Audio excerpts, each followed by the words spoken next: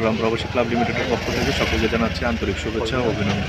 আজ আমরা এসেছি শীতার্তদের মাঝে কম্বল বিতরণের কার্যক্রম নিয়ে। আমরা অনেকগুলো কম্বল নিয়েছি। আগামীকাল আমাদের যে শীতবস্ত্র বিতরণ এবং কম্বল বিতরণের একটি অনুষ্ঠান রয়েছে, সেটির জন্য আমরা আজকে অনেকগুলো কম্বল নিয়েছি, আপনারা দেখতে পাচ্ছেন। আমরা আমাদের কম্বল ক্রয়ের যে কার্যক্রম সেগুলো আমরা সম্পন্ন করেছি।